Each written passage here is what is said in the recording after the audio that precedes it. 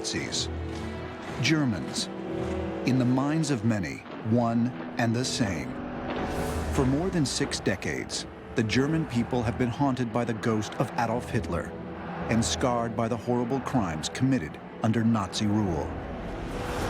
But in the 12 years that saw the rise and fall of the Third Reich, there were those who struggled to oppose oppression. Brave men and women who risked their lives, suffered unspeakable torture, and shed their blood in the service of conscience. The story of their sacrifice continues to generate both curiosity and controversy. For some, it provides inspiration. But for others, it poses a deeply disturbing question. Why were there only a few brave enough to stand up against an unspeakable evil? And just what were the real motives behind the German military plot to kill Adolf Hitler?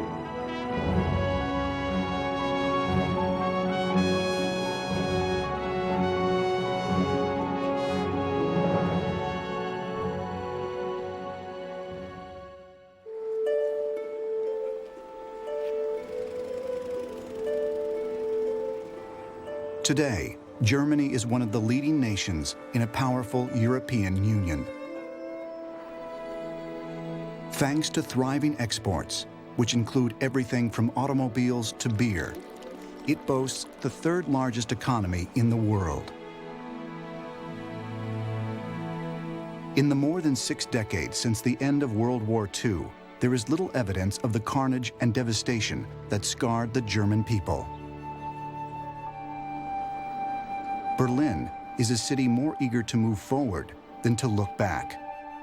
And it was here, in Berlin, that Academy Award-winning screenwriter Christopher McQuarrie was visiting on a business trip.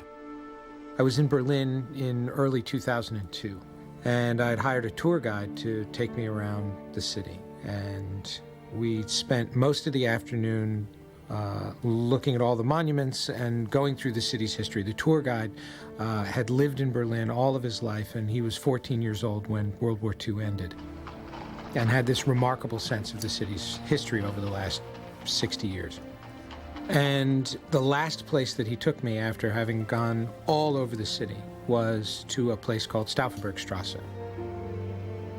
What was inside was this building in a courtyard called the Bendler Block. And if you go inside that courtyard, there's an iron railing in the cobblestones. And not far from the iron railing is a plaque with 5 names on it.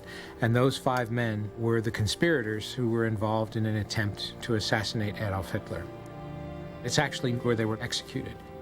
And they are the only soldiers who served in World War II who are commemorated here in Berlin.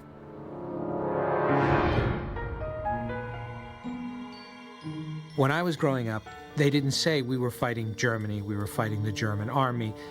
It was always phrased as fighting the Nazis. And so the assumption became that anyone wearing that uniform and anyone marching under that flag was a Nazi. And that had been presented to us over and over and over again with all the World War II movies that we grew up on. Und in gewisser Hinsicht sind eben die Gestalten des Dritten Reiches eben schon so Comicfiguren geworden, die beliebig aufrufbar sind und so als sozusagen als äußerste Droge des Schreckens verwendet werden können. So ähnlich wie es einst dieses schreckliche Klischee vom ewigen Juden gegeben hat. So ist denkbar, sagen manche Leute, dass das Klischee des ewigen Deutschen in die Welt gekommen ist, der nun für alle Zeiten assoziiert wird mit jemand, der auf diese Weise grausam und autoritär entgleisen kann. Now, when German young people, if they go to other countries, very often they are received with, "Heil, here come the Nazis," which is very difficult for a 15 or 16 or 17-year-old boy or girl to accept, because they really have nothing to do with it. Their parents probably had nothing to do with it. It still sticks to the Germans.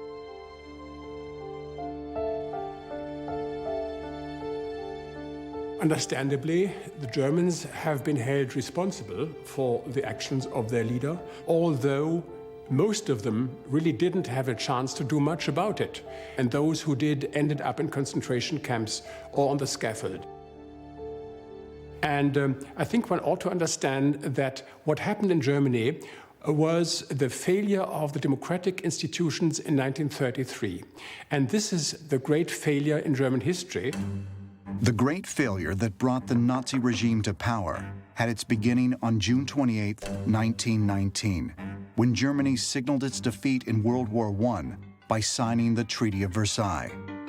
As part of the terms, the Allies demanded that Germany surrender more than 13% of its territory and also limit the size of its army. Additionally, the country was burdened with a crippling war debt at a time when many Germans were starving. Within a decade, the country was thrust into a devastating economic depression, one that saw the rise of numerous political parties battling for control. Germany, until 1918, was a monarchy. After 1918, it was a republic, but it was not a republic loved by the people who lived here in Germany. By the early 1930s, competition between the political parties was escalating, and two particularly bitter rivals took center stage: the German Communist Party and the National Socialist Party, led by Adolf Hitler.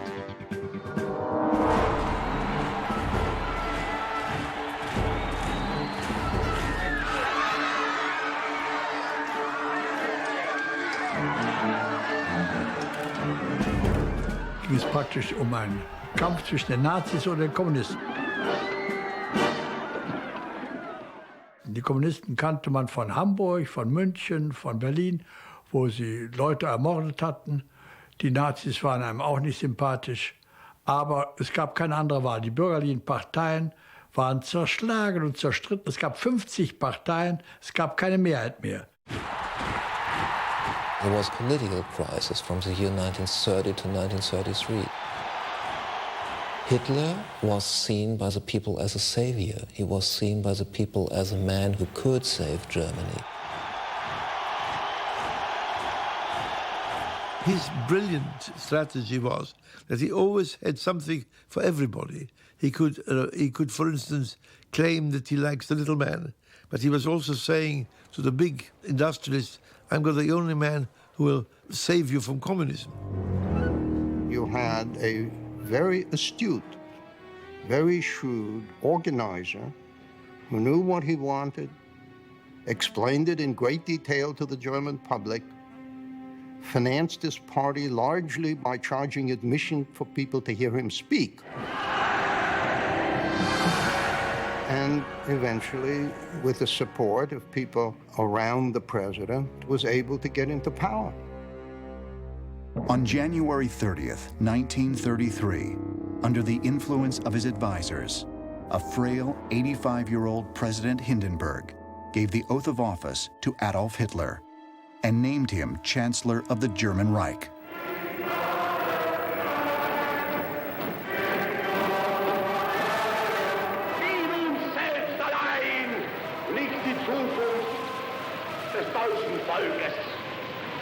Dann werden wir wieder emporsteigen, genau wie die Väter einst auch Deutschland nicht geschenkt erhielten, sondern selbst den Schatten mussten.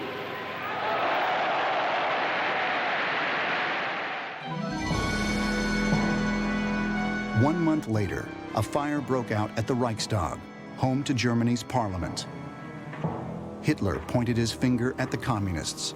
It was the beginning of the end. He said, okay, everyone who is not for us is against us. So they decided that all these people who fought against Hitler were thrown out of the German society.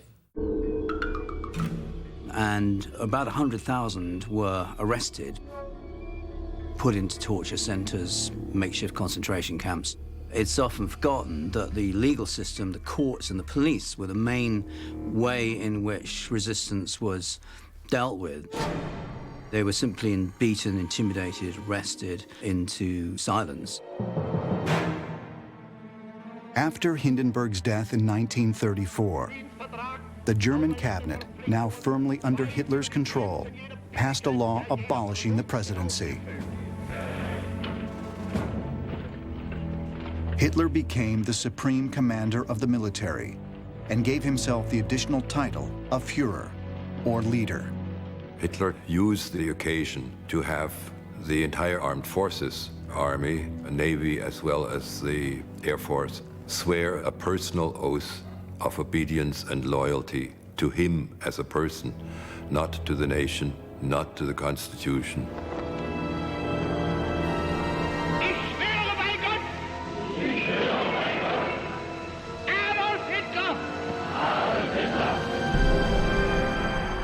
So if anyone acted in any way against Hitler, then he would be committing treason.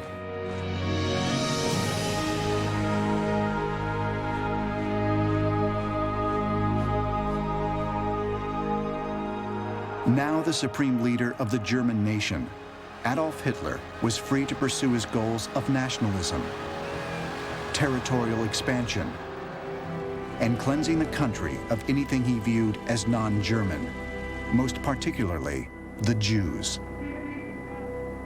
In 1933, he had established the Reich Ministry of Public Enlightenment and Propaganda under Joseph Goebbels.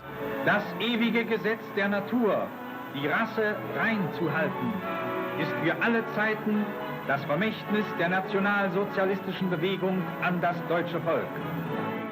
Using the pseudoscience of eugenics, an 18th century philosophy which advocated selective breeding as a means of strengthening the human species, Goebbels and the Nazis launched an extensive and elaborate assault in the public media and in medical journals, arguing that Jews, homosexuals, and other non-Aryans were not only politically and socially undesirable, but genetically and biologically dangerous.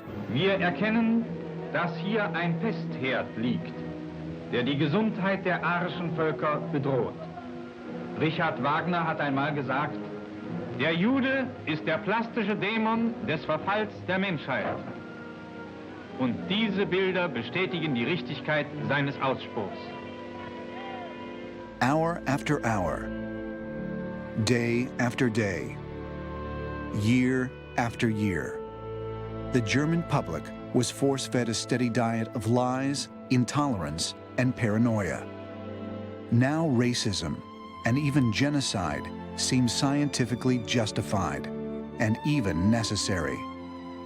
And if anyone dared to question or object, it would be considered an act of treason, and they were likely never heard from again. So great was Nazi propaganda against the Jews. School books, school lessons, cinema, radio, the media, newspapers, pouring it out all the time, that people came to believe there was a Jewish problem, if you like, and to think that the influence of the Jews, which the Nazis vastly exaggerated, should be curbed in some way. Das ist keine Religion und kein Gottesdienst mehr. Das ist eine Verschwörung gegen alles Nichtjüdische. Die Verschwörung einer krankhaft hinterlistigen, vergifteten Rasse gegen die Gesundheit der arischen Völker und gegen ihr moralisches Gesetz.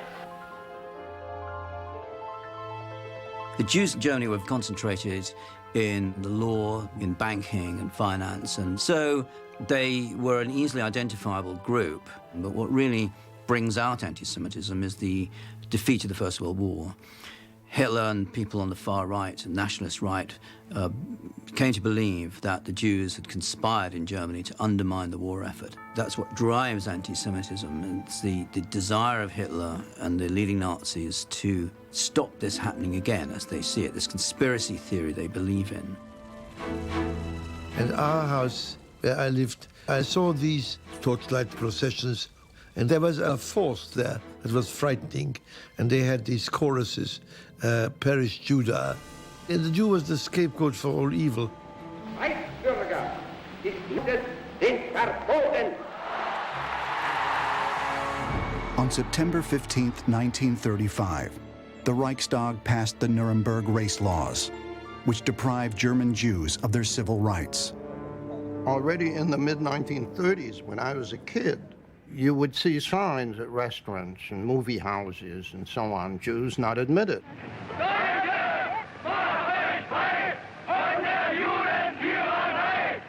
And unless people are accustomed to think of constitutionally protected rights, and most Germans weren't, the fact that others, people you think of as others, are persecuted, are beaten, are killed, have their property stolen, doesn't alarm that many people.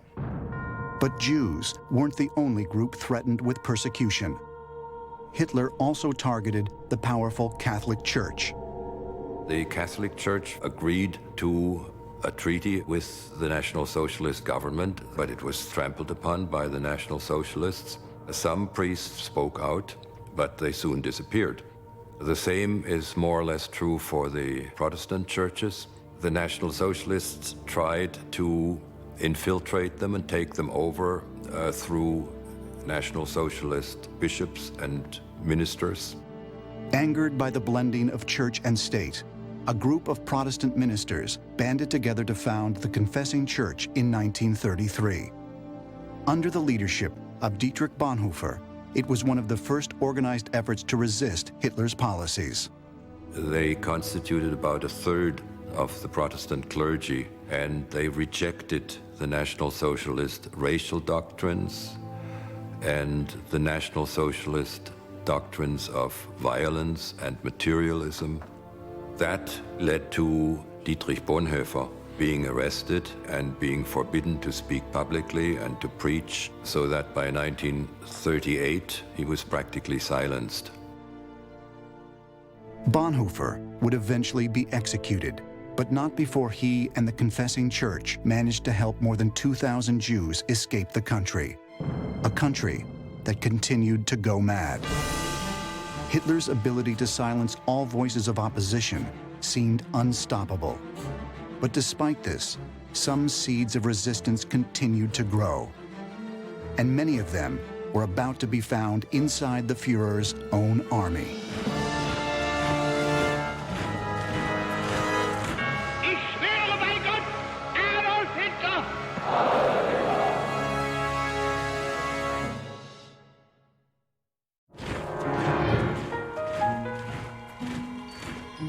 By 1937, Hitler and his Nazi regime had taken full control of Germany.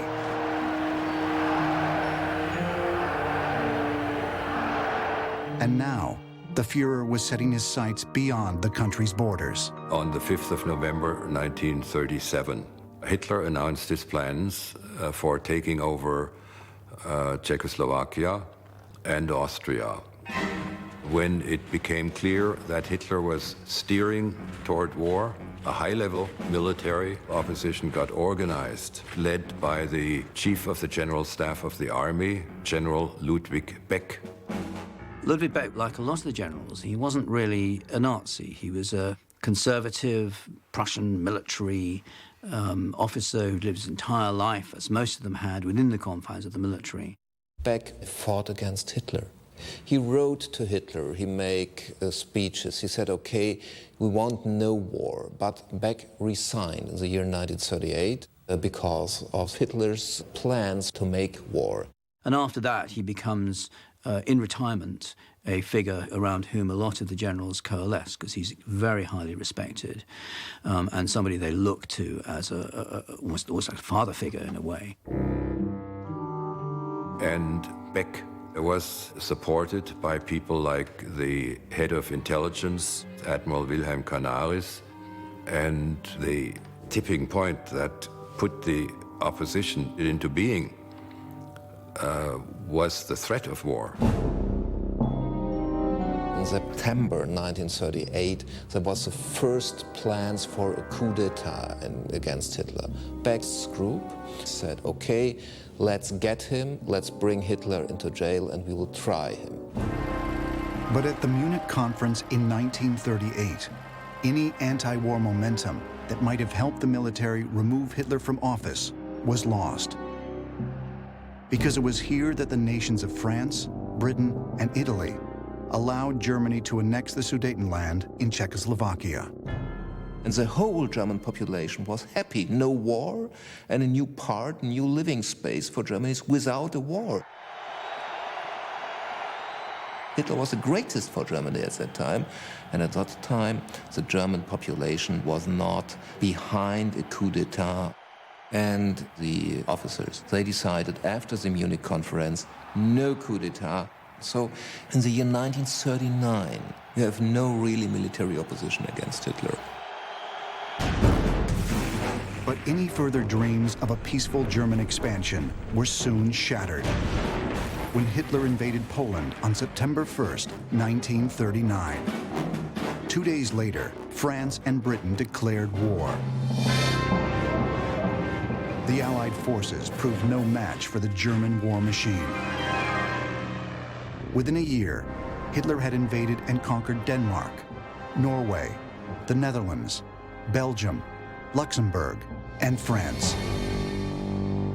Initially, the military resistance was what you might call pragmatic and nationalist. They thought that Hitler was simply driving Germany into ruin, and they wanted to stop that because they thought that they weren't ready for war.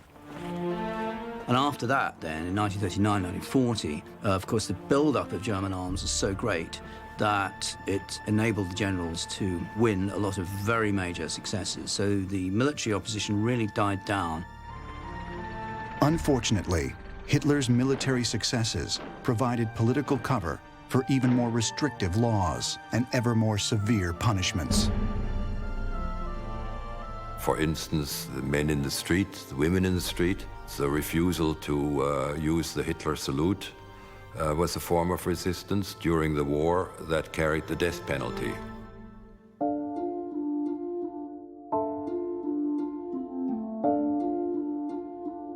Or for spreading a rumor, or for listening to foreign radio stations. The Gestapo often registered that kind of activity. Among the few who dared risk imprisonment or death at the hands of the Gestapo were a series of small and largely ineffectual dissident groups. These were usually comprised of intellectuals, socialists, members of the clergy, aristocrats, and academics. One such group, based at the University of Munich, was the White Rose. Its members included young students like Sophie Scholl, her brother Hans, and Christoph Probst. United by Christian beliefs of tolerance and nonviolence, the White Rose protested the curbing of individual freedoms under the Nazi regime. The White Rose distributed anti-Nazi pamphlets. This group, of course, had to remain as secretive as they could. When you organize resistance in a police state, in a totalitarian dictatorship, it's not advisable to tell too many other people about it, because then stool pigeons, then Gestapo spies are very quickly going to get you. On February 18, 1943, Sophie, Hans, and Christoph were arrested, tried for treason, and within 4 days, beheaded.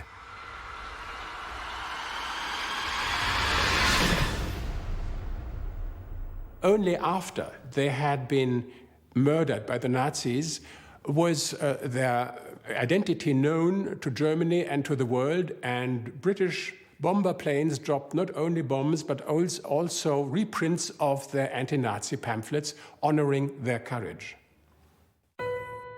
Perhaps one of the most influential figures in the civilian resistance was Karl Friedrich Goerdeler.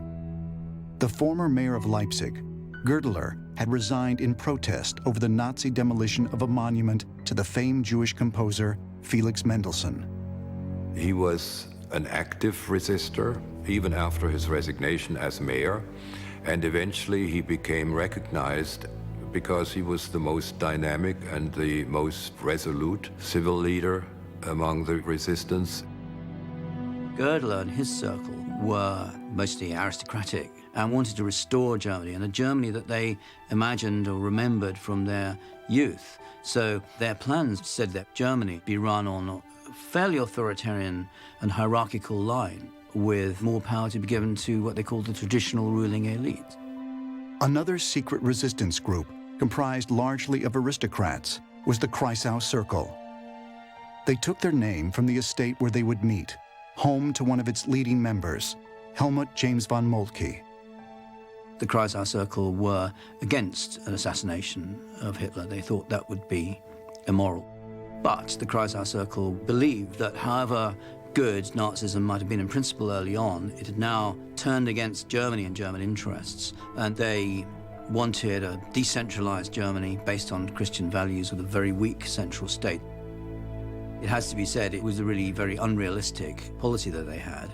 They clashed with the conservative resistance around Goerdeler, whom they thought were hopelessly reactionary, and Goerdeler thought they were just dreamers. By 1943, Hitler's army was severely strained and weakened, having opened up a disastrous and bloody second front against the Soviet Union, and facing an ever-increasing Allied force that now included the United States. Hitler's generals were now beginning to question his judgment and his sanity. After the decision from Hitler to invade Russia, you have the first forming moments of a new military opposition, of new colonels, of lieutenants, of high military officers. Military resistance becomes more and more focused and gains more support the more that Germany starts to lose the war. And as time went on, some generals at least started to have moral objections to Nazi policies, particularly the extermination of the Jews.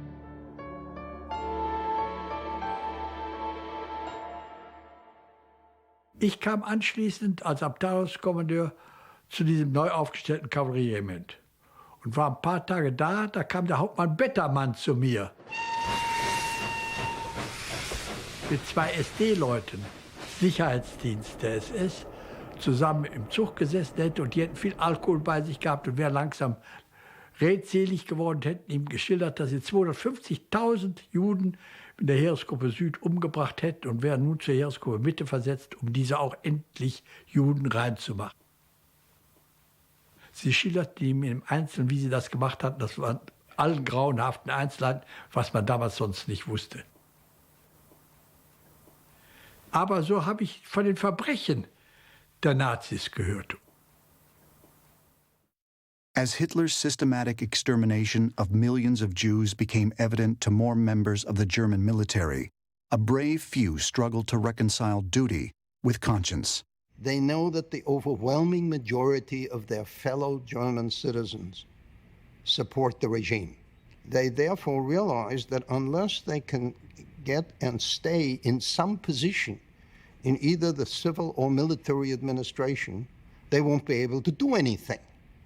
This is not a government that can be overthrown from below by masses of people demonstrating in the streets. It's got to be the alternative. You have to grab the wheel from the inside.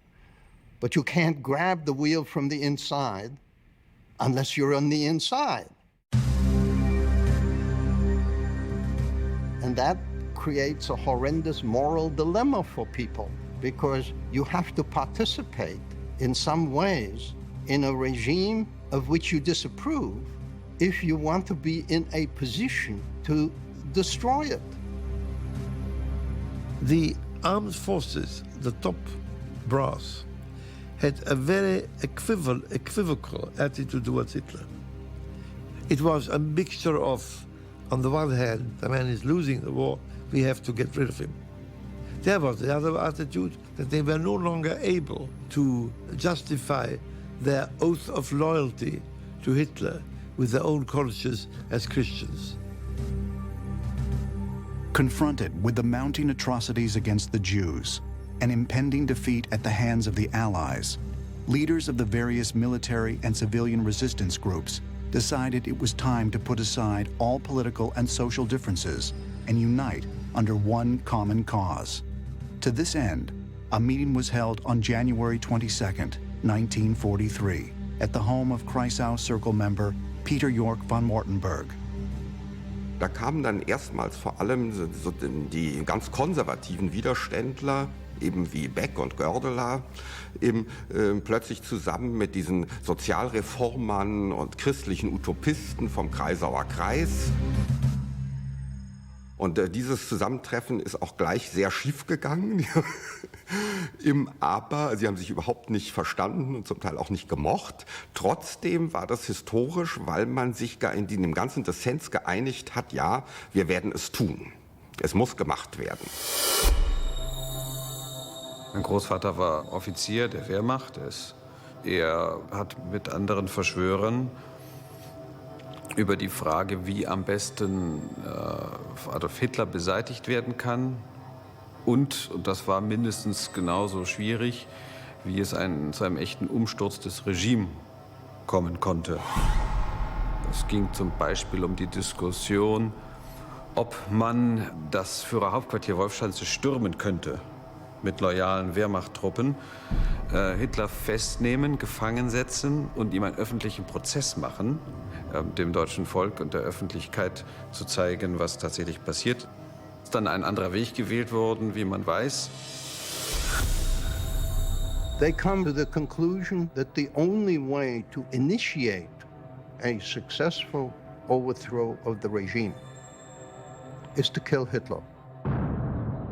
Because there's no doubt in anybody's mind that in the eyes of the overwhelming majority of the population, this is the center. To help form a plan for the assassination of the Führer, Ludwig Beck turned to a team of co-conspirators inside the military that included General Friedrich Olbricht, chief of the General Army Office, and Colonel Henning von Treschow, who was chief of staff at Army Group Center in Russia. But for all involved, one question loomed large. Just how do you kill the most powerful and protected man alive?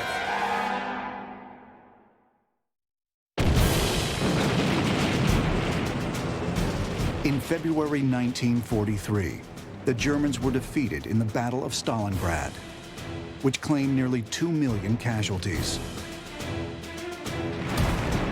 The Russians would soon be advancing into German territory.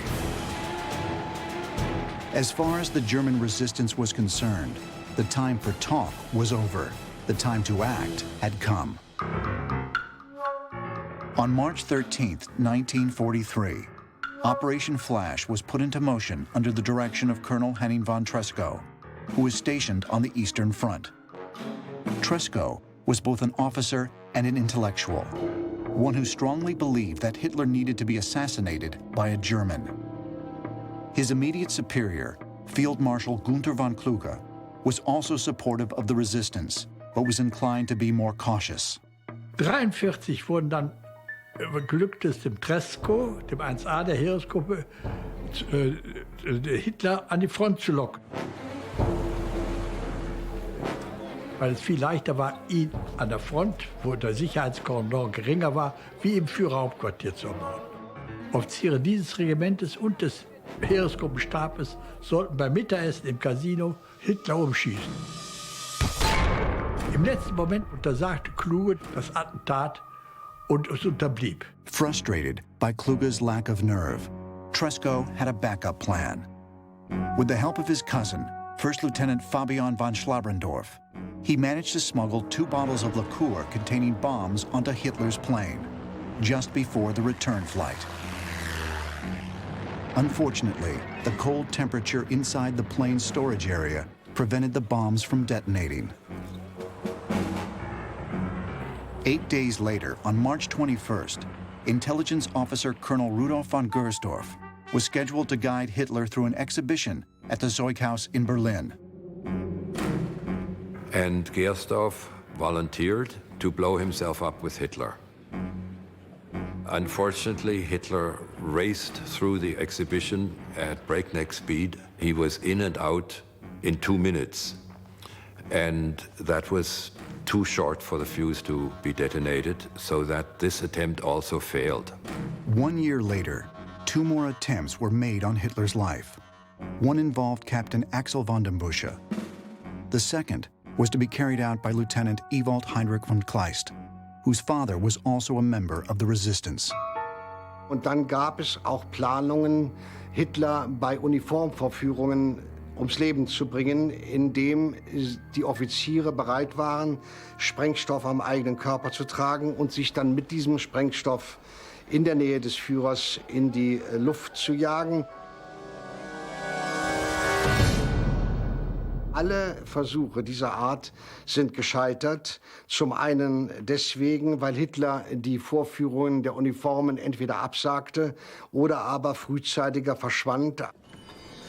Hitler's erratic schedule made further assassination attempts nearly impossible. Increasingly paranoid, he began to confine himself to his headquarters for his own safety. The security organs around him, especially the SS, made it very difficult for people to get close to him. The assassination plots that occurred over the years point to another element as well. Hitler seemed to have Satan's luck. He was able to avoid being assassinated. With time running out and with casualties mounting, members of the military resistance even sought help from the ever-advancing Allies. The German resistance, from quite early on, from the late 1930s onwards, made strenuous and repeated efforts to try and alert the Allies, particularly in Britain, to the fact that there was a resistance. Some of them had very good contacts to people in Britain, quite senior positions. Adam von Trott, for example, had studied at Oxford and had a lot of British contacts. These, on the whole, were not successful. I don't think the Allies took them particularly seriously.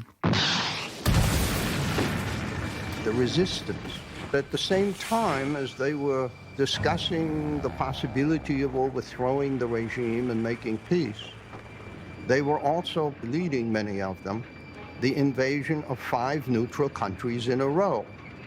So the resistance, in effect, discredited itself. And nobody thereafter, outside Germany, was prepared to believe them. Another blow to the resistance came from the Allies themselves when Roosevelt and Churchill called for the unconditional surrender of Germany in January of 1943. Any hopes for a deal with the Allies were crushed. Any German plot to overthrow Hitler meant that they would still have to come to the Allied terms of unconditional surrender, which were political ends which the German resistance were not happy with. The Allies did not want an outcome in which a new stab in the back legend could develop, as it had after World War I, in which it was alleged that Germany had really won the war until its own domestic opposition defeated it. So the Allies wanted to make sure that nobody could doubt that Germany was defeated. With little option but to keep fighting a hopeless war, and with civilian casualties and atrocities mounting, the military resistance sought new leadership, someone who could bring focus and momentum to their desperate cause. His name was Lieutenant Colonel Claus von Stauffenberg. Claus von Stauffenberg was a family member of a very old noble family from Württemberg. His father had been the Lord Chamberlain to the last king of Württemberg, and he was a devout Catholic, and he grew up in the royal palace in Stuttgart and the family castle in Lautlingen. And so he was really a part of this monarchical tradition. Hat eine ordentliche Schule in Bamberg besucht, Humanist von der Ausbildung her, das heißt, er hat Latein gelernt, er hat Griechisch gelernt, er hat sich mit Geschichte und Philosophie beschäftigt. Und er war sicherlich nicht das, was man in Deutschland damals nannte, ein kommissiger Typ. Das war er sicherlich nicht. Er war sicherlich durch und durch Soldat. As students, Stauffenberg and his brothers Berthold and Alexander were fans and followers of the acclaimed poet Stefan Georga. George had advocated a German government based on high ideals and intellectual excellence. And members of his inner circle, which included Stauffenberg, even called themselves the Secret Germany. It was a very, very tight-knit group, and they believed in restoring a morally driven Germany in the Central Europe, that would be a sort of moral and intellectual, cultural powerhouse for Europe. Raised in military tradition, Stauffenberg had joined the German Army's 17th Cavalry Regiment in 1926, when he was 18 years old. 4 years later, he had risen to the rank of lieutenant and also became engaged to his future wife, Nina. Married in 1933, they quickly began to raise a family. Oh, it was great fun. He was loving. He was a very gay person who laughed a lot.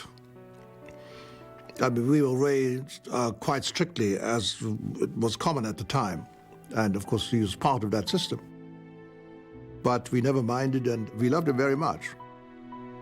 The moral forces driving Stauffenberg were unusual and unusually powerful. He considered that the German army was being corrupted by Hitler and Nazism. They were forcing or leading the German army to massacre civilians, to carry out atrocities against Jews and partisans and so on. And he said so in 1942. He told several people that the killing of the Jews made the war monstrous and that Hitler must be removed. In fact, he talked to so many people, so much about Hitler, that things were becoming a little uncomfortable for him in Germany. In any case, he had been a staff officer for a long time and wanted a front-line posting.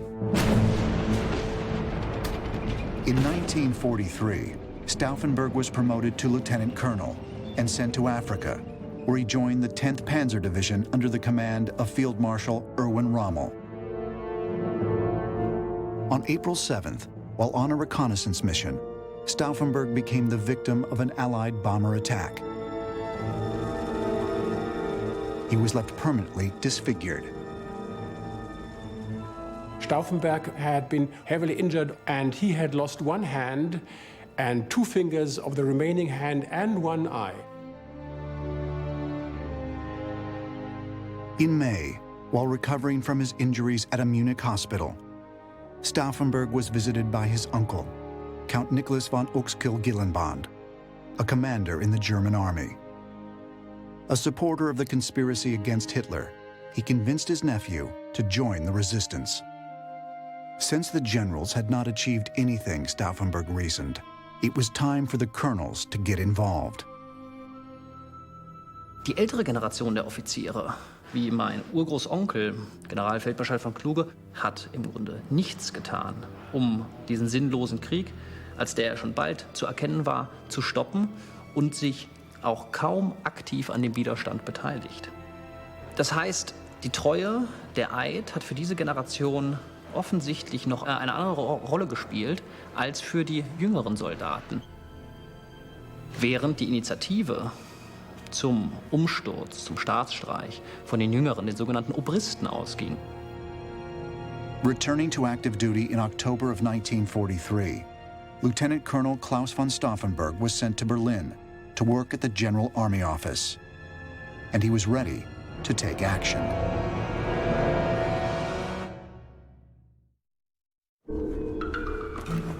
After 1941, German officers sympathetic to the resistance had been carefully recruited by Colonel Henning von Treschow and General Friedrich Olbricht and assigned to work at the Bendler Block in Berlin, where the General Army Office was located. There, at the Bendler Block, Stauffenberg would be put in charge of Operation Valkyrie, an ingenious plan that would provide for the deployment of the Reserve Army in the event of an invasion or civil uprising. Ironically, it was a plan that had been approved by the Führer himself. And that gave the conspirators the opportunity to use the Valkyrie orders as an instrument for taking over power in Germany. of course, the assassination attempt was connected with a much larger plan to stage, in effect, a military coup d'etat and put another government in place. That was going to be launched when Stauffenberg transmitted the news that Hitler had been killed. So the stakes were not just killing Hitler as an individual, but also arresting senior members of the government like Goebbels and others who were in Berlin. Many of the conspirators, including the former mayor of Leipzig, Karl Goerdeler, and Ludwig Beck, would have important roles in the new administration should the coup succeed. Unfortunately, Operation Valkyrie could only be implemented under orders from one man, General Friedrich Fromm, head of the Reserve Army. And Fromm's support for the resistance was questionable. Colonel General Friedrich Fromm was a career officer. He saw early in the war that the German resources were insufficient for successful completion of the campaigns, especially the campaign against Russia. And in the course of 1942 and 43, he moved closer to a position of thinking about helping to remove Hitler, but he had such a high level of self-confidence that he believed that he could manage that alone and that he could control these other people who were plotting against Hitler. June 6th, 1944. D-Day.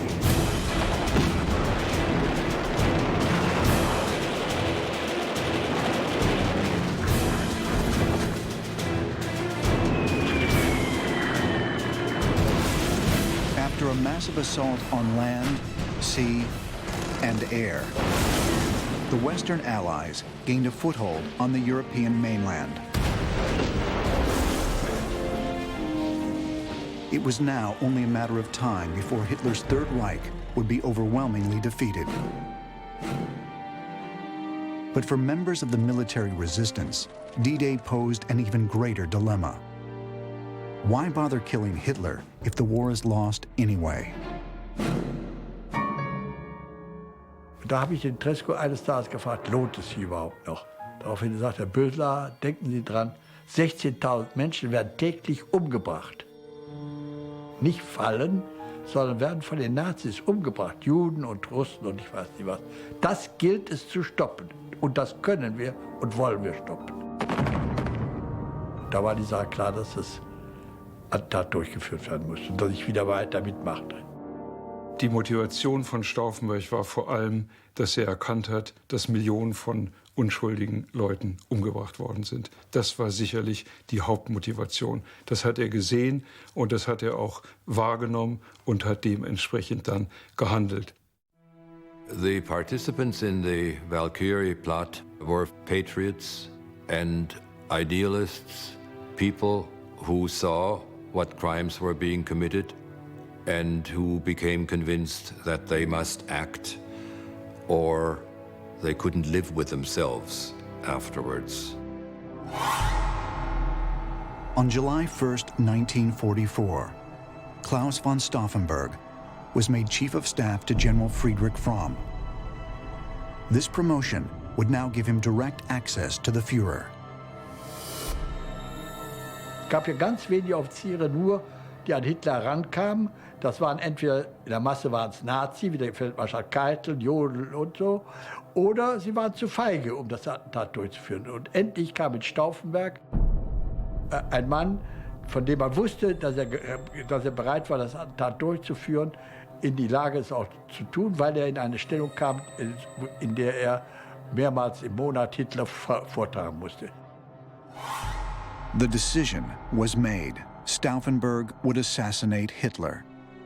It would put the 36-year-old officer on a path with destiny.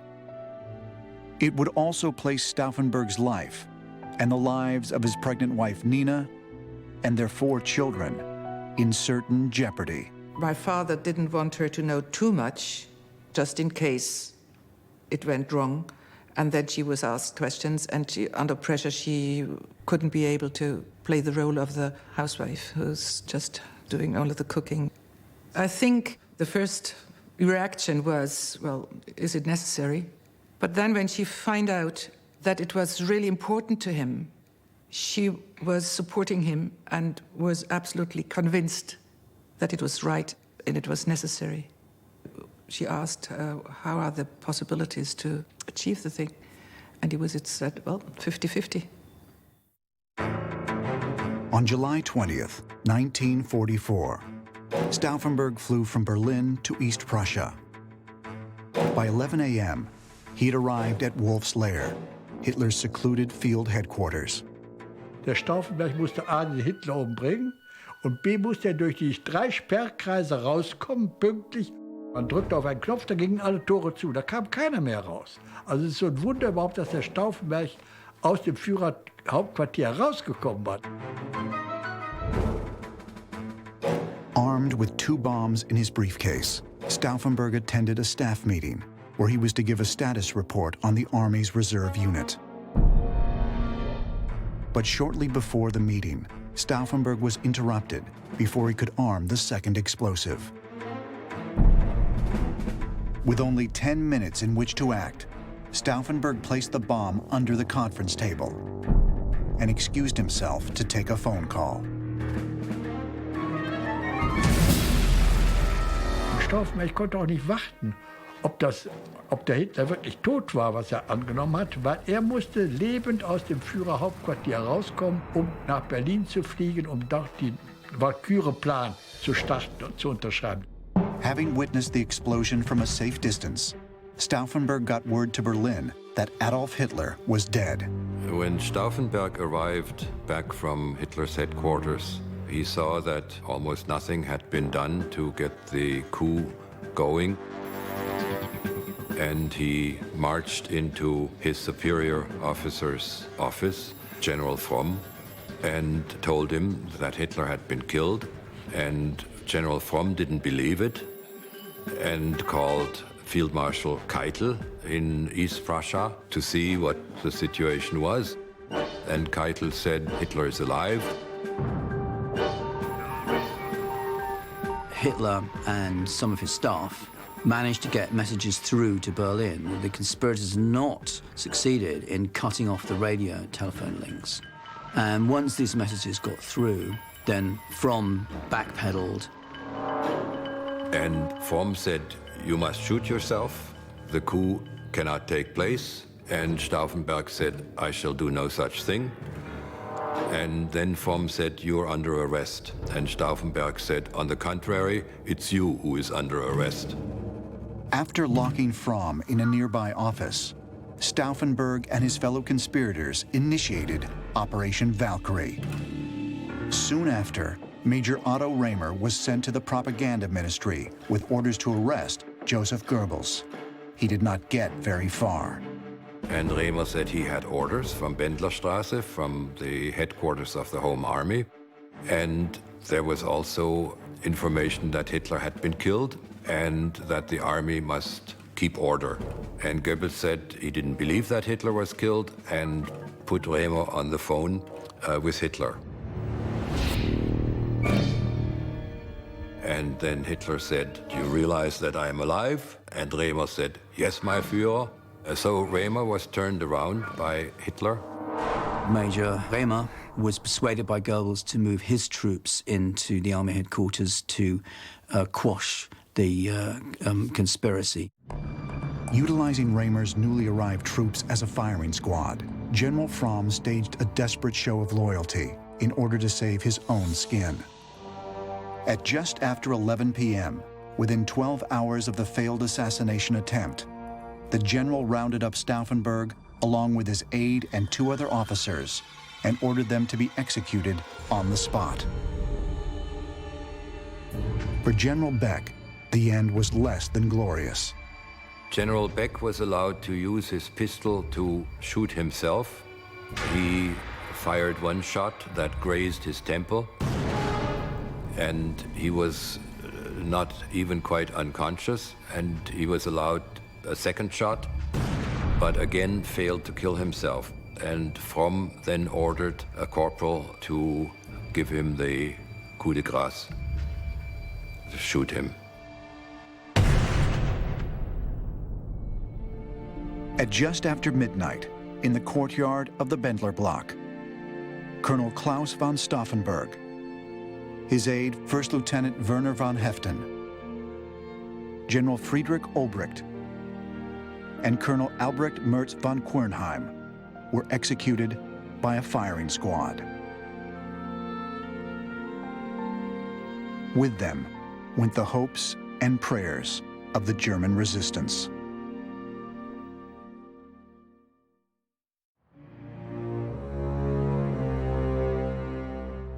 The bomb that went off under the conference table at Wolf's Lair had killed 3 German officers and a stenographer. Miraculously, Hitler himself sustained only minor injuries. Even more convinced of his almost divine invincibility, he was determined to round up the conspirators and crush them once and for all. Hitler spoke on the radio himself, something that during the second half of World War II, I might add, he did very rarely. Wenn ich heute zu Ihnen spreche, da geschieht es aus 2 Gründen. Erstens, damit Sie meine Stimme hören und wissen, dass Sie selbst unverletzt und gesund sind. Zweitens, damit Sie aber auch das Nähere erfahren über ein Verbrechen, das in der deutschen Geschichte seinesgleichen sucht. Eine ganz kleine Clique ehrgeiziger, gewissenloser und zugleich unvernünftiger, verbrecherisch dummer Offiziere hat ein Komplott geschmiedet, um mich zu beseitigen und mit mir den Staat praktisch der deutschen Wehrmachtsführung auszurotten. Es ist ein ganz kleiner Flügel verbrecherischer Elemente, die jetzt unbarmherzig ausgerottet sind. Allied intelligence also intercepted a broadcast from the head of the German U-boat service, Admiral Dönitz, to the various U-boats out in sea, a long message which they decrypted early on the morning of the 21st, in which Dönitz described elements of the German armed forces who were involved in the plot. For the Allies, news of the July 20th plot only served to convince them that Hitler was becoming even more isolated and that his inner circle was crumbling. Nevertheless, Churchill and Roosevelt deliberately downplayed the event as little more than proof of Germany's inevitable defeat. There were simultaneously in Berlin and in Moscow and in London and in Washington feelings of fear and mistrust that one will traduce and betray the other. And therefore, they played down the 20th of July and did not make common cause with it. The Allies never got into a position to act on this because before the plot, they were not aware of the extent of it. After it was too late to do something about it. Allied propaganda put this down as an internal quarrel within the Nazi movement of no importance at all. I think to admit that this was a serious attempt to overthrow Hitler would have put a question mark over the policy of unconditional surrender. So the speeches by Churchill and the comments by Roosevelt after the event were guarded. If Hitler couldn't achieve victory, he could at least seek revenge. Using Himmler's secret police, he issued orders to arrest all suspects and torture them for information. In July 1944, Baron Philipp von Boeselager was a 26-year-old Army field lieutenant serving under Henning von Treschow, who had now been promoted to Major General. Ich wurde nur noch zu dem Attentat benötigt, weil man musste ja auch in Berlin das Attentat absichern und möglichst Goebbels und Himmler dabei festzunehmen. Mit 1200 Mann war ich zu einem Sammelort geritten, wo wir die Pferde lassen sollten und mit dem LKWs zu einem Flugplatz gebracht werden sollten, um nach Berlin zu fliegen. Und dann ritten wir wieder wie die Verrückten nach Osten, um nach dem gescheiterten Attentat damit das nicht auffiel. Das war natürlich an sich sehr auffällig, sowohl für die Soldaten, die da mitritten, wie auch für die Front, aus der wir ausgebrochen waren. Also ich war ganz sicher, dass wir am nächsten Tag verhaftet wurden. Ja, ich bin nicht verhaftet worden, weil ich von keinem der Männer, die mit mir gegen Berlin geritten sind, sich nicht denunziert worden, erstaunlicherweise, von keinem.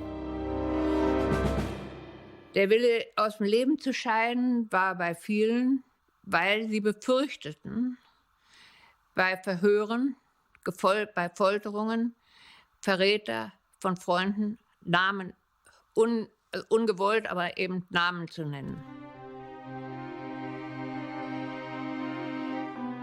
Mein Vater, er hat sich am 8. November 1944 in den Morgenstunden mit einer Pistole das Leben genommen. Wir Kinder sind dort gewesen. Er ist dann in den Armen meiner Mutter gestorben. Er war nicht sofort tot. Wir Kinder sind davor bewahrt worden, unseren Vater noch einmal zu sehen. Aber natürlich war ab dem Tag eine neue Passage des Lebens beschritten. Ich bin am Tage des Todes meines Vaters geboren worden. Das heißt, wir haben das Drama dieses Opferweges selbst miterlebt und sind dadurch auch alle geprägt worden.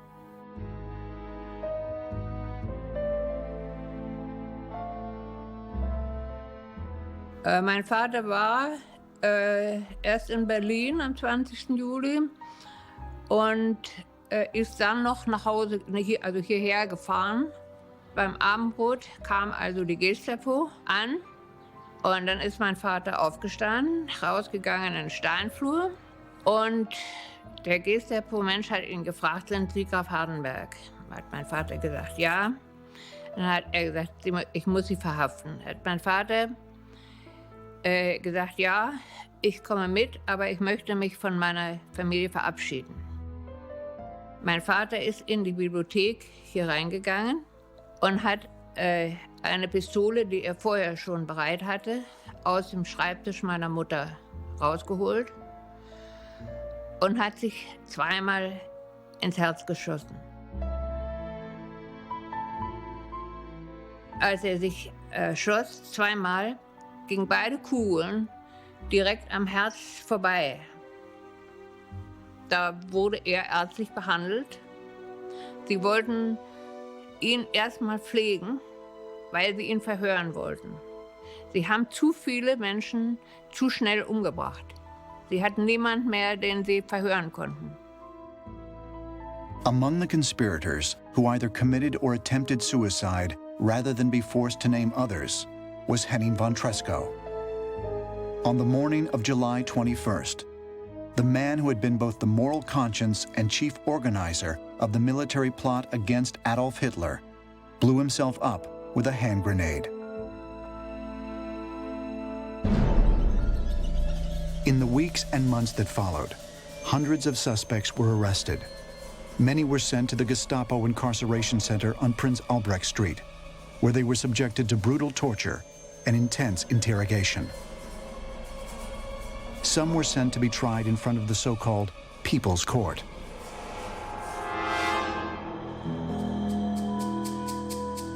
Sein Schicksal war, dass mein Vater sofort verhaftet wurde, nämlich einen Tag danach, dass man ihm aber offenbar an diesem Tag nichts hat nachweisen können, dass aber nach weiteren Recherchen oder vielleicht auch Vernehmungen anderer Leute er dann einige Tage später wieder verhaftet worden ist.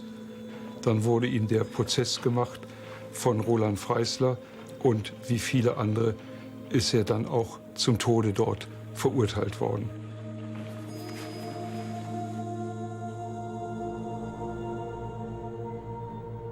Mein Mann, er ist Anfang August verhaftet worden.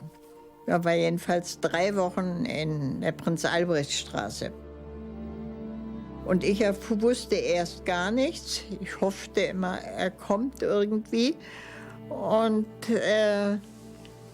hatte ja immer die Todesangst im Herzen, weil ich von dem Attentat gehört hatte. Und da meldete sich ein Offizier bei mir, der bekam den Auftrag, Zivilkleidung zu holen bei mir. Und ich war damals ja noch sehr jung, 26 und naiv und habe immer gesagt, ja, aber da gehört auch ein Schlips dazu und ein Gürtel. Und worauf dieser Mann mir stotternd immer sagte, das darf aber alles nicht sein. Ich ihn natürlich auch fragte, wie ist denn die Behandlung? Und er sagte, entsetzlich.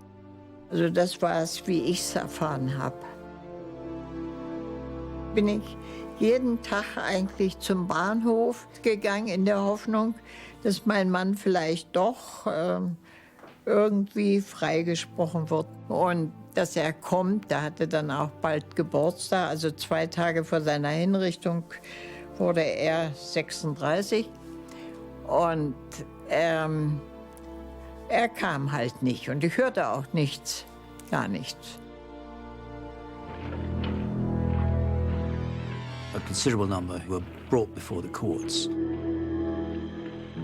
They're made to look undignified by not having belts to keep their trousers up.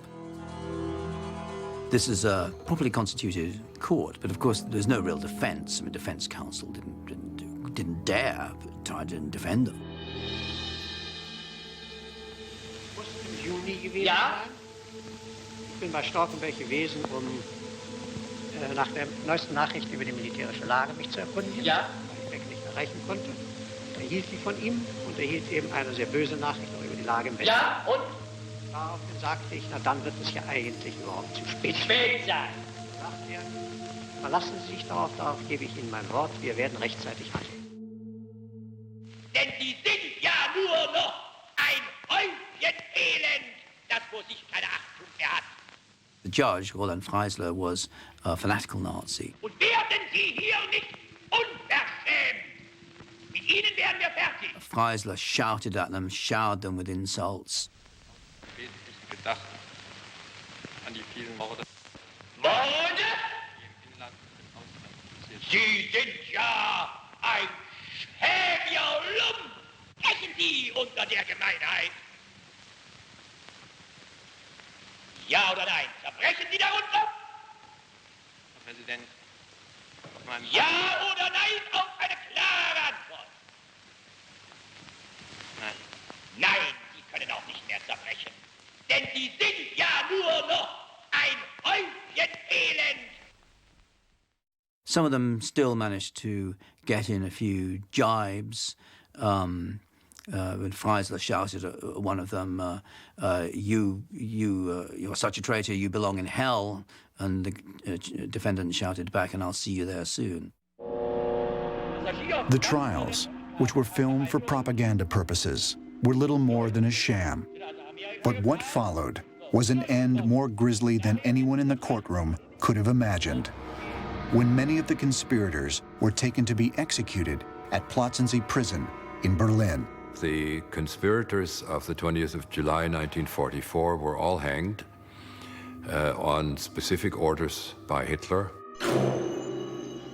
They were hanged with a thin cord, slowly, in order to prolong the agony.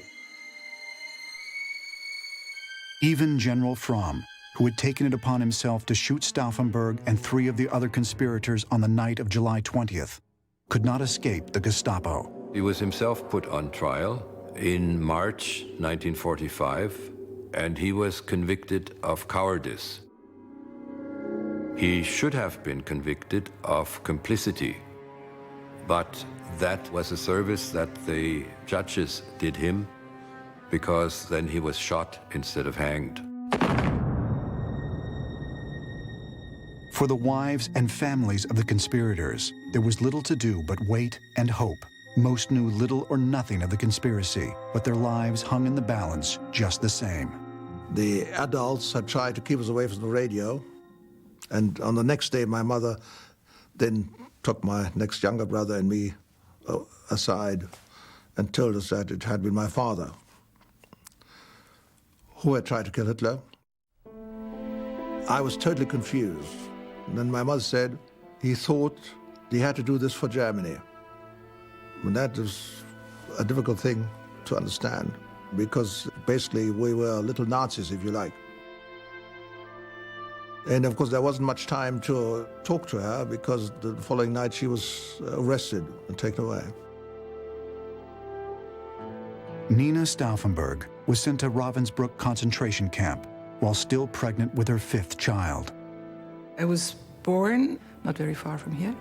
At that time, my mother was in a concentration camp, which was called Ravensbrück, before that. And then, when it came to the time of the birth, she was brought away from the concentration camp to a maternity home. She wrote to her mother from prison to prison. She thought of the possibility not to survive, because she wrote her last will, in case I'm dying or in case of my death. And then it starts, if it is a boy, it should be named this and this. And if it's a girl, she should be named this and this. And then writing down her wish that she hopes that the children can stay together so that they have at least a feeling of family. The Stauffenberg children, like the children of most of the conspirators, were taken from their mother and put into orphanages where they were given different names. In the middle of September, we were taken to a resort where all children from basically all 20th of July families were put together. I was there with the Stauffenberg children, I was there with the Tresco children. We were all there together. In all, approximately 700 people linked to the Valkyrie plot were rounded up and arrested by the SS. More than 200 were executed.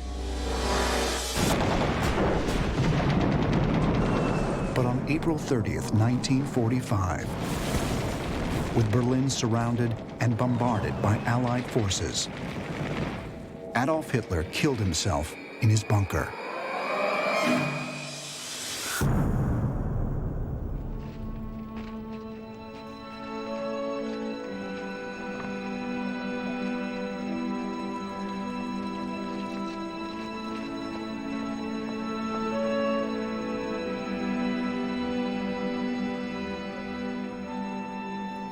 One week later, on May 8th, Germany surrendered unconditionally to the Allies. The concentration camps were liberated.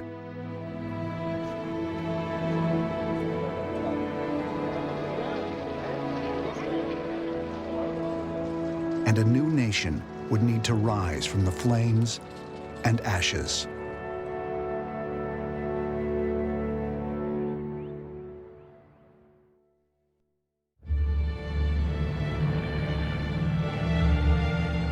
World War II had claimed more than 50 million lives.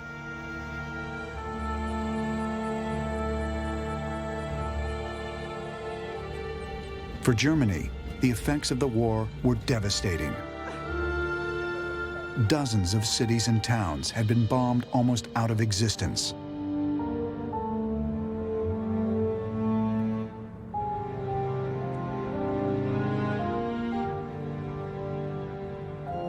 As a further humiliation, the country was divided into 4 parts, each under the military control of one of the Allied nations.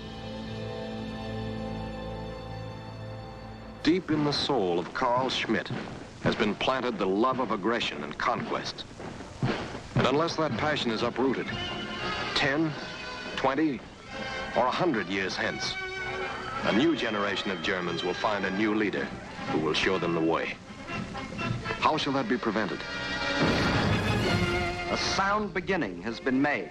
This time, things are being done differently. At the end of the last war, German armies parading through Berlin. This time,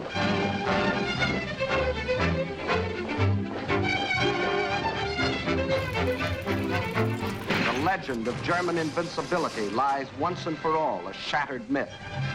After the last war, this was the government of Germany. Today, this is the government.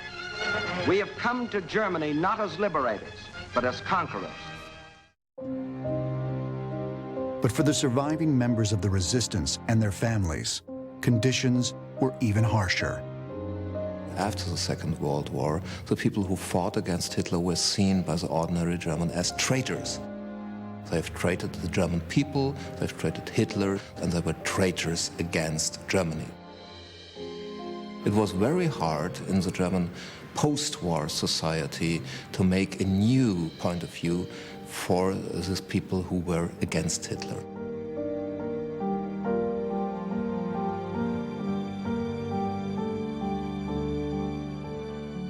Die Witwen und damit auch die Kinder bekamen keine Rente.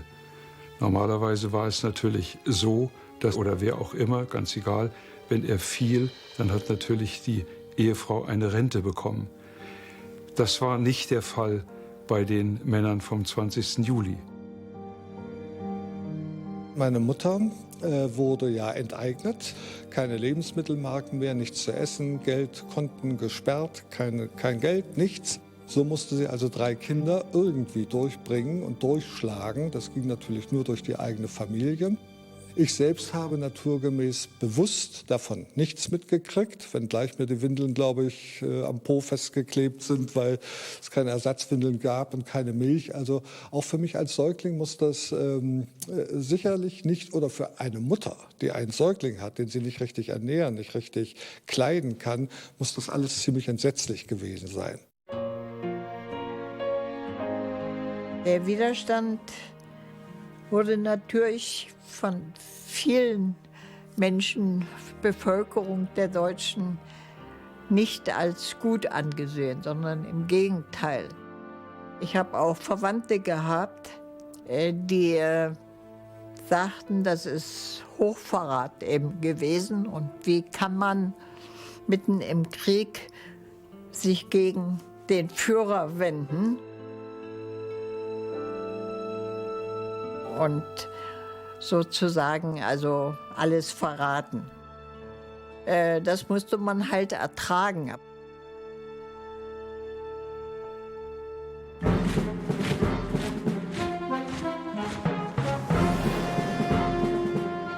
You have to realize that when in 1945 Germany lost the war, the liberators were the enemies.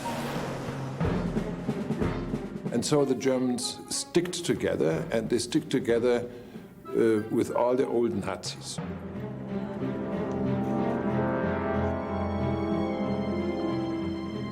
Sollten wir den Finger aufheben und sagen, wir sind Widerstand? Nein, das hat man natürlich nicht getan, nicht? Sondern man hat mit seinen Nachbarn zusammen, ob die Nazis waren oder nicht, die Häuser wieder gedeckt, die Häuser in Ordnung gebracht, die Dörfer in Ordnung gebracht, aufgebaut. Als Verräterkinder nun in die Schule gehen zu müssen und aufzuwachsen, ist so komisch nicht. Deswegen fühlte man sich, wenn auch zunächst mal in der negativen Ausrichtung, eigentlich schon immer ein bisschen anders als die anderen. Da die Lehrer selbst ja auch aus dem Dritten Reich kamen und im Zweifelsfall sehr für Hitler gewesen sind, spürte man die Antipathie, die sie gegen einen hegten, weil der Vater ein Widerstandskämpfer gewesen ist. Ich war immer ein schlechter Schüler, sodass meine Mutter viel zu diesen Elternsprechtagen gehen musste, um mit dem Lehrer zu reden. Und ich war etwa 14 oder 15. Und der Lehrer beklagte sich wieder über meine schlechten Noten, kamen die beiden wohl ins Gespräch und dann fragte der Lehrer meine Mutter nach ihrem Mann und dann sagte meine Mutter sinngemäß, dass er nicht mehr lebt, sondern dass er eben im Zusammenhang mit dem 20. Juli umgebracht worden sei. Und darauf antwortete der Lehrer dann, ach, das ist ja eigentlich kein Wunder als Sohn eines Verräters. Ich denke, die beeindruckendste Situation, die ich oder wir Kinder mit meiner Mutter erlebt haben, war irgendein Weihnachtsabend, zu dem meine Mutter das Gefühl hatte, wir seien alt genug und sie könnte jetzt uns mal die Abschiedsbriefe ihres Mannes vorlesen. Wir lagen uns zum Schluss alle schluchzend in den Armen.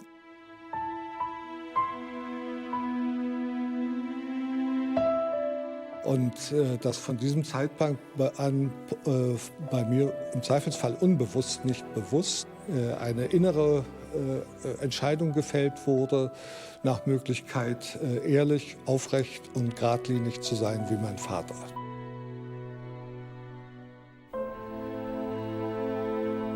Known as the widow of the man who tried to kill Adolf Hitler, Nina von Stauffenberg's life after the war was particularly challenging. We grew up without a father, and my mother had to carry the burden of bringing us up. I think by the time my father died, my classmates had lost their fathers, lots of them already. That was nothing exceptional. Difficult to imagine today, but that was the way it was. I never doubted my father, but somehow that still I couldn't understand why he'd done it. At the time, we didn't realize a fraction of everything that he'd done and they had done. That took a long time.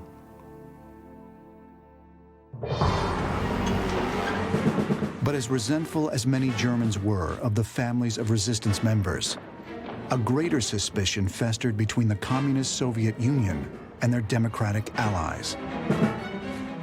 In 1948, Russian Premier Joseph Stalin cut off all air and road routes to West Berlin. The Cold War had begun.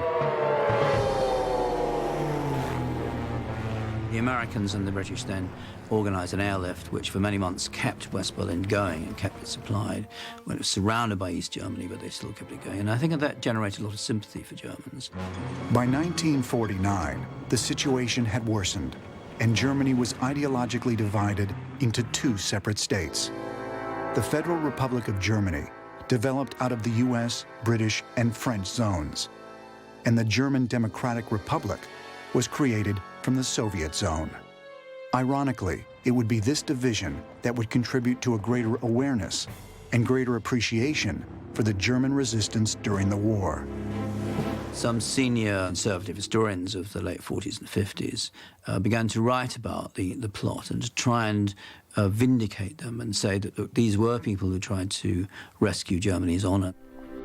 With an eye toward building both strategic and military alliances, the Democratic West and the Communist East each began identifying former conspirators as patriots in an effort to rehabilitate the German public in the hearts and minds of their respective countries. Die Sachlage hat sich dadurch geändert, dass in den 50er Jahren ein Prozess stattgefunden hat, in dem geklärt wurde, ob die Widerstandskämpfer Verräter waren oder nicht. Und in diesem Prozess, der sogenannte Remer-Prozess, ist sehr klar gesagt worden, es waren keine Verräter, sondern sie haben letztlich für Deutschland gehandelt. On September 14th, 1952, Plötzensee Prison, the place of execution for many of the July 20th conspirators, was dedicated as a memorial to the millions who suffered and died at the hands of the Nazis. For widows like Johanna Rotkins, the memorial served as a place of mourning. Es gibt ja kein Grab. Die Leichen wurden ja sofort verbrannt und die Asche in alle Winde verstreut. Infolgedessen ist das die Stelle, wo ich meinen Mann, also wo er noch gelebt hat und gestorben ist. Ist mir noch sehr deutlich in Erinnerung. Und wie rührend es eigentlich war. Und am Anfang, wir Witzen gar nicht in der Lage waren, da überhaupt reinzugehen und sich da hinzustellen. Wir das aber gelernt haben, viele von uns, ich glaube fast alle.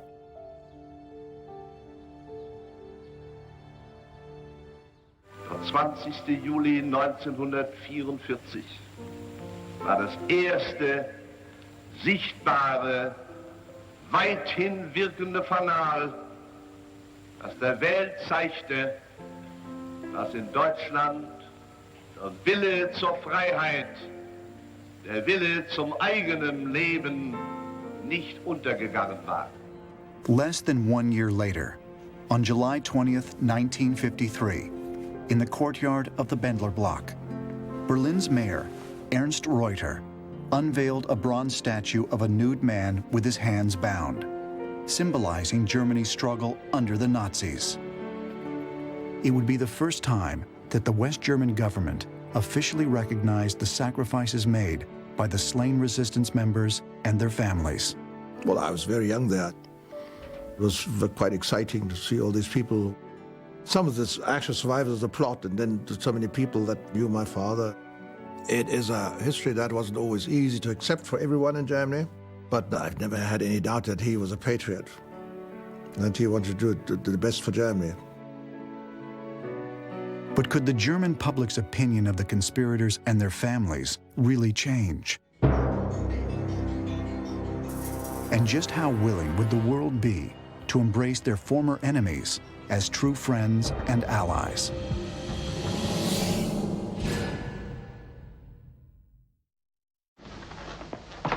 Herr Generaloberst? Sie haben den Valkyrie-Befehl gegeben? Jawohl, Herr Generaloberst. Ohne meine Einwilligung? Sie sind verhaftet. Das Weitere wird sich finden. Herr Generaloberst, ich selbst habe die Bombe gezündet. Ich habe sie unmittelbar neben Hitler platziert. Er kann nicht mit dem Leben davongekommen sein. In 1955, 2 films were released in West Germany that dramatized the July 20th plot. The first, directed by legendary German filmmaker G.W. Pabst, starred Bernhard Wicki as Stauffenberg and offered a fairly accurate, if somewhat austere account. Das Wachregiment ist alarmiert worden. Ich will wissen, wer den Befehl dazu gegeben hat. Das Wachregiment marschiert aufgrund der Valkyrie-Befehle. Wieso Valkyrie? Ich muss sofort Fram sprechen. Was geht hier vor? Wo ist Fram? Sie müssen schon mit mir Vorlieb nehmen. Ich bin an Fromms Stelle getreten. Auf wessen Anordnung? Auf Anordnung von Generaloberst Beck. Dann nehmen Sie zur Kenntnis, dass ich mich weigere, Ihre Befehle zu befolgen, Herr Höppner. Seien Sie doch vernünftig. Die Truppe marschiert bereits. Worum es hier geht, ist Hochverrat. The second production, sparsely titled The 20th of July, premiered within weeks of Pabst film. Directed by Dr. Falk Harnack, a resistance member himself, it offered a somewhat more complex interpretation, one which attempted to examine the motives of the conspirators. Meine Herren, ich glaube, wir geraten schon wieder ins Theoretisieren. Das haben wir jetzt lange genug getan. Die militärische Lage nach Stalingrad ist mehr als ernst. Was wir brauchen, ist die befreiende Tat. Sehr richtig. Die illegalen Arbeitergruppen sind von den Generalen bitter enttäuscht. Jahr für Jahr warten sie vergebens auf eine Aktion. Es muss endlich etwas geschehen. Das ist eine gerechte Forderung, Herr Köfer. Wenn wir auch wenige sind, so müssen wir doch die große Fahrt in eine bessere Zukunft beginnen. Sie wird teilweise ein rasendes Tempo annehmen. Es ist aber notwendig, dass sich in Deutschland etwas ganz Neues findet. Ein neuer Kern, der zwischen Ost und West ein Leben nach unserem Sinne ermöglicht. The tide had begun to turn. After more than a decade of being decried as traitors, Stauffenberg and his fellow conspirators were starting to be thought of as patriots by the German public. Also am 20. Juli 1954 hat Bundespräsident Heuss, unser erster Bundespräsident, erstmals hier in Berlin eine Rede gehalten, in dem er als Repräsentant der Bundesrepublik Deutschland Stellung nahm zum Attentat und das positiv besetzte. Zum ersten Mal offiziell. Und mit dieser Umkehrung, dass es also nicht kein Hochverrat war, sondern dass, wenn wir das in Anführungsstriche setzen wollen, die Ehre des deutschen Volkes durch diese Widerstandskämpfer gerettet worden ist, als das erste Mal wirklich politisch formuliert wurde. Perhaps not coincidentally, it was also in 1955 that West Germany joined NATO. It was a positive step in the divided country's post-war rehabilitation. As the Cold War solidified, there was a sense in the West that they must reconstitute the German armed forces to help maintain the security of Western Europe. It was a very difficult process for the Allies to follow because there was a great deal of animosity towards the Germans still for many years after the wars. With the outbreak of the Korean War, it became a matter of interest to the Western powers, particularly America, that Germany contribute to the defense of Europe. The German army could not simply be reconstituted as it had existed until 1945. It needed an honorable tradition. and where to find an honorable tradition. The answer was the resistance.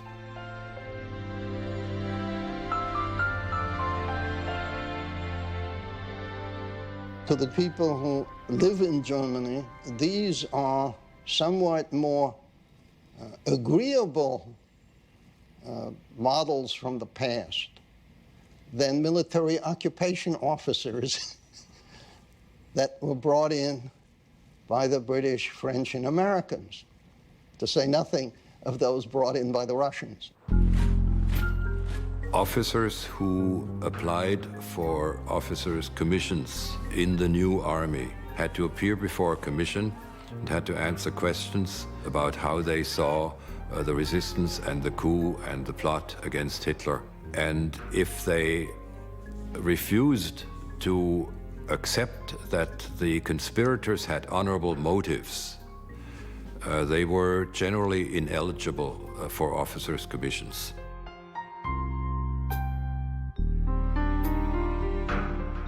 Berthold von Stauffenberg, Claus von Stauffenberg's oldest son, was one of the first to join the new West German army as an officer. I knew, of course, that I had to live with my father's memory, and that I would be asked about him, that I would be compared with him as one of the top officers amongst his contemporaries. My father's contemporary would look at me and, is he the same as his father, you know? And that's a bit uncomfortable at times and unnerving. But I survived that, as you see. In 1961, the Soviets erected a concrete wall through Berlin to divide their eastern side from the west to stop the border crossing. But as one wall went up, another came down, as public opinion about the resistors continued to change. It took a very long time for the Germans to accept that what had been done by the German people has been terrible. It started only in the 60s when the subject was brought to the public attention through the Auschwitz trials in Frankfurt. This is when the question of what had happened really started to be debated in the public and in the media. In 1964, a set of postage stamps featuring Claus von Stauffenberg was released in Germany.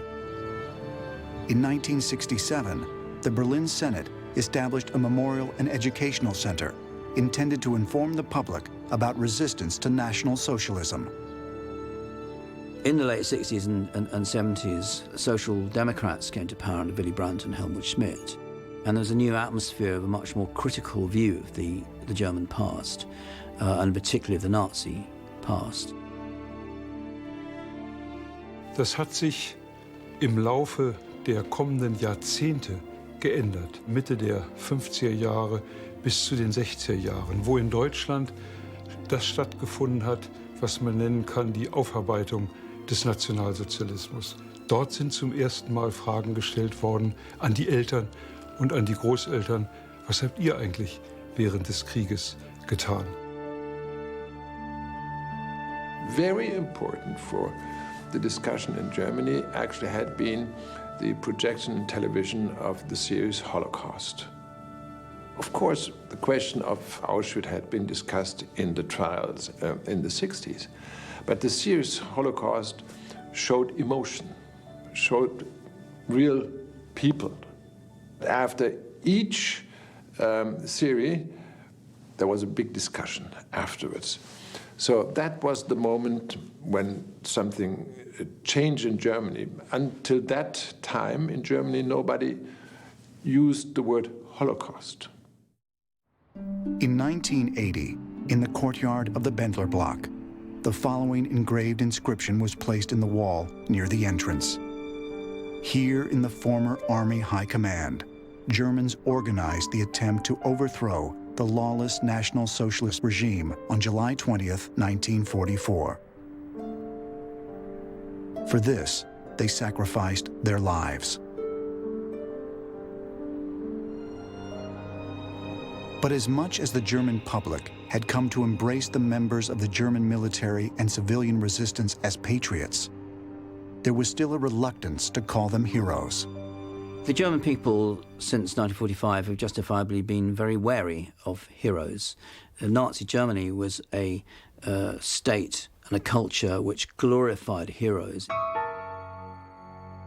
made heroes out of almost everybody. Of course, with the ultimate hero being Adolf Hitler. Ich bin deshalb vorsichtig mit dem Wort Held, weil man Gefahr läuft, dass man vielleicht einige dabei vergisst. Und dass man Gefahr läuft, nur einige wenige zu nennen, die immer wieder genannt werden und dabei andere nicht berücksichtigt. Gerade in Berlin gab es enorm viel ganz einfache Menschen, Bäcker, Fleischer, simple Leute, die Menschen gerettet haben. I'm sure my father considered himself pretty ordinary.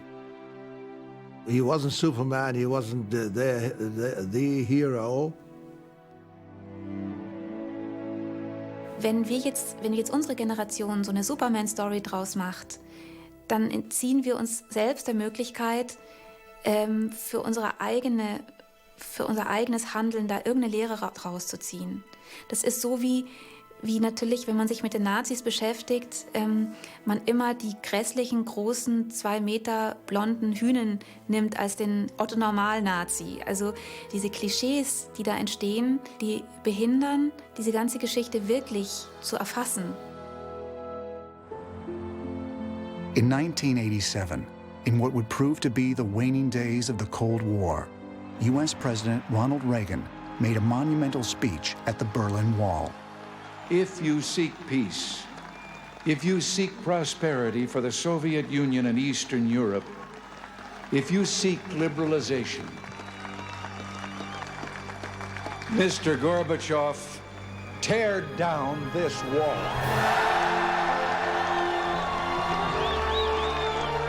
2 years later, the wall was finally torn down.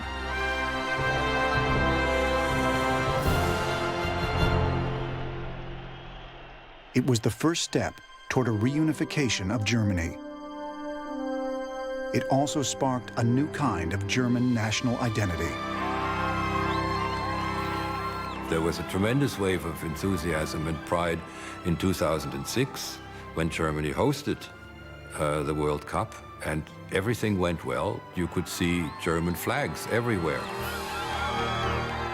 Plötzlich läuft die Leute mit der eigenen Fahne durch die Straße und sogar stolz Deutschland, Deutschland ruft. Und dass es viele Männer und auch Frauen gegeben hat, die stolz einen Ring um den Arm trugen mit den Farben von Deutschland. Das war zum ersten Mal ein Signal für die Deutschen, wir sind wieder wer.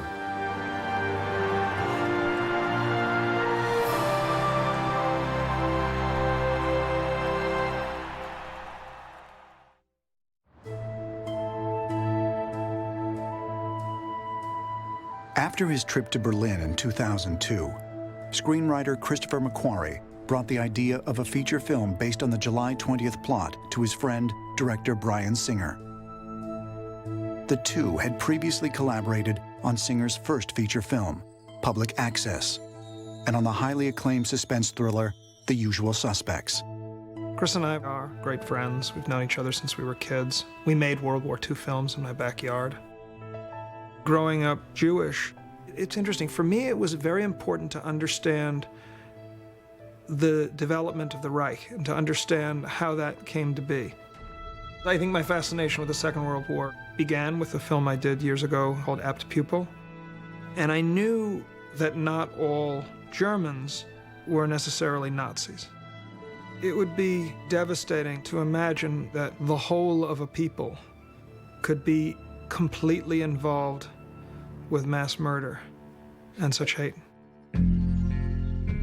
After reading McQuarrie's script, Singer signed on to direct, excited by the prospect of shedding new light on a little-known chapter in World War II history. In March of 2007, the filmmakers secured financing for the project, now titled Valkyrie, from United Artists. They also received a commitment from actor Tom Cruise to play the leading role of Claus von Stauffenberg. There was not a conscious effort to say we're going to make a story about Claus von Stauffenberg. But Stauffenberg is far and away the central character of the drama on July 20th, not only because he delivered the bomb, but because what he was responsible for doing after the delivery of the bomb. He's a character that takes you through the entire conspiracy. As the production fell into place, the filmmakers decided to photograph the period exteriors on location in Berlin. The nice thing about Berlin is that a lot of the buildings that were there during World War II actually exist, and it gives you sort of this authentic feel. And, you know, the key to this whole thing was being as authentic as possible. More than anything else, you shoot in Berlin because this is where the events took place. The city is haunted by so many ghosts, and there's so much about Berlin that still holds on to the war.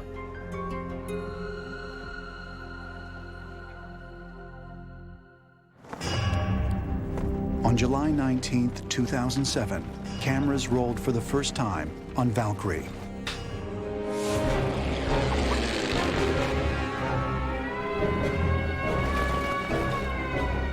Pause!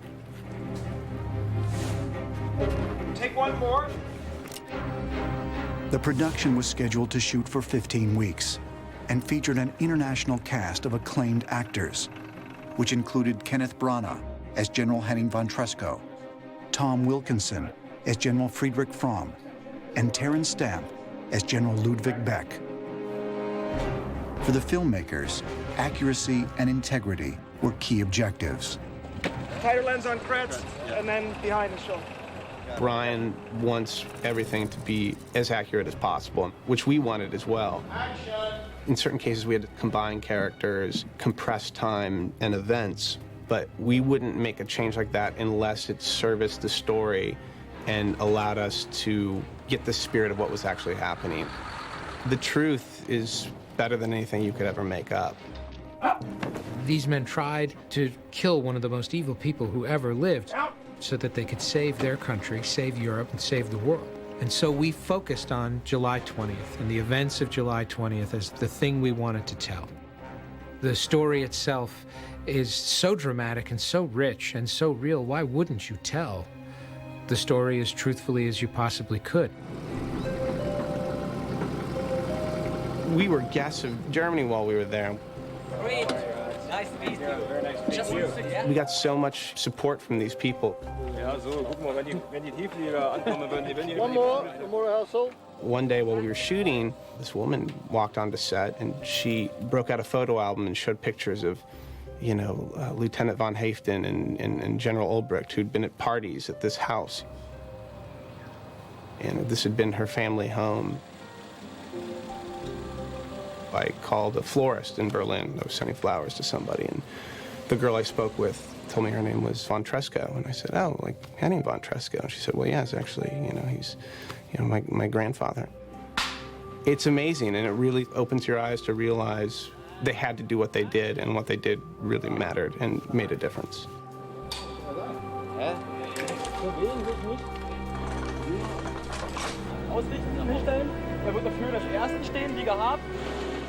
When the time came to film the emotional climax at the Bendler block, the seasoned cast and crew were unprepared for just how emotional the experience would be. It didn't hit me till that moment how important it was to film in that location. This journey had come in some way to a full circle. We had other authentic locations, but this one, and this is it. After researching this subject matter for so many years, I didn't realize how emotional it would be to shoot at the Bendler block and to shoot the conspirators' execution. Before we started rolling, the whole cast and crew stood around the courtyard.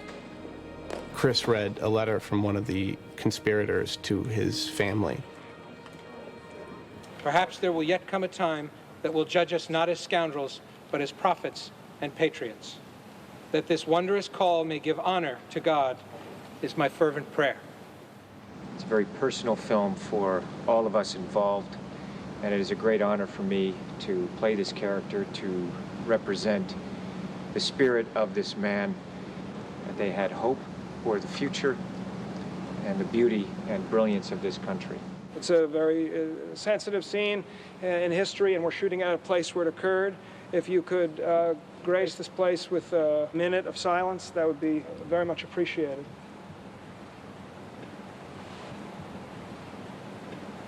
To be there in the place where this really happened, this moment of silence, that's just incredibly moving. Thank you. Thank you. And action on the vehicle! For Germany, it's one of the stories of World War II that they can be proud of. We were there to make a movie that told the story in as respectful a way as possible.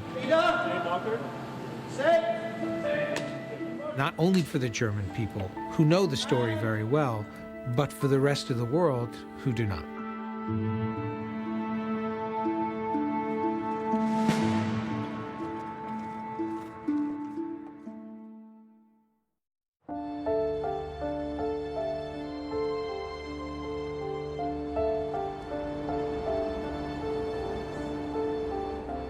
Also der 20. Juli 1944, denke ich, ist in der deutschen Geschichte wichtig, weil er, ich denke, moralisch das deutsche Volk in gewisser Weise gerettet hat. Es sollte vielleicht ein gewisser Stolz sich entwickeln, aber so ein Stolz, dass man immer noch sagt, wir akzeptieren die Vergangenheit, die wir hatten, mit der haben wir uns beschäftigt, aber ich weiß jetzt nicht, ob man genau sagen darf, ich bin stolz, Deutscher zu sein. Deutschland kann stolz sein darauf, dass sich wirklich noch da ein Widerstand geregt hat. Und wenn das geglückt wäre, wären Millionen von Toten uns erspart geblieben. Each year, on the anniversary of the July 20th plot, crowds gather at the Platzensee Memorial Center and at the German Resistance Memorial in the courtyard of the Bentler Block.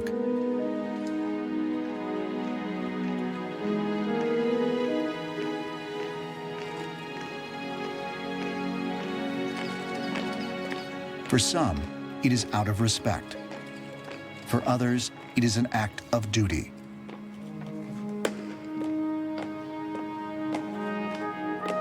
Of responsibility to history.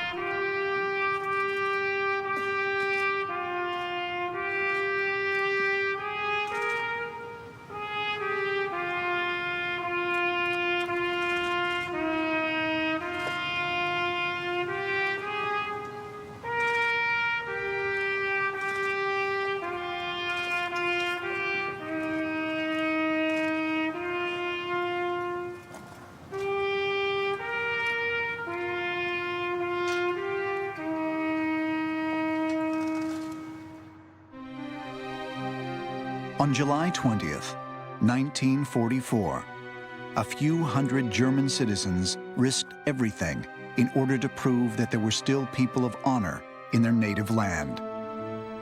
In a desperate attempt to save their nation and to spare the lives of countless others, they gave their lives. To some, the plot may have seemed a failure, but perhaps more than 6 decades later, it can be considered a success. One more profound than even those involved could have ever imagined. Ich halte den 20. Juli für Einen der 10 bedeutendsten Daten der deutschen Geschichte aus dem 20. Jahrhundert, weil er einer der ganz wenigen Anknüpfungspunkte ist, um auch während des Dritten Reiches oder durch das Dritte Reich hindurch einen, ich würde sagen, einen unzerstörbaren Kern von Humanität, den es in Deutschland gegeben hat, zum Ausdruck zu bringen. Das ist auch den Nazis nicht gelungen, ganz zu zerstören.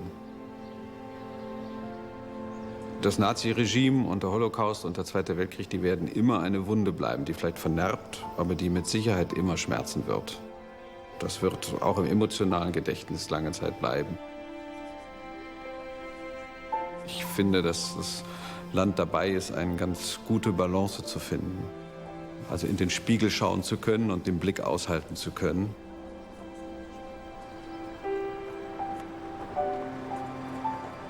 In vielleicht 20 Jahren wird es niemand mehr geben, der aus persönlicher Erfahrung von dieser Zeit berichten kann. Aber wir müssen die Erinnerung an den Nationalsozialismus und an den Widerstand gegen den Nationalsozialismus wachhalten. Das halte ich für ganz wichtig, weil man so viel lernen kann aus der Geschichte.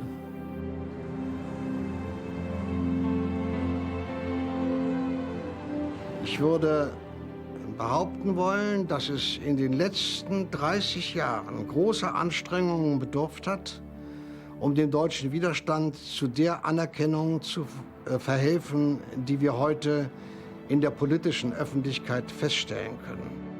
Insoweit hat der Bundespräsident der Bundesrepublik Deutschland, Theodor Heuss, immer recht gehabt. Das Vermächtnis ist uns übergeben, der Auftrag ist noch nicht erfüllt.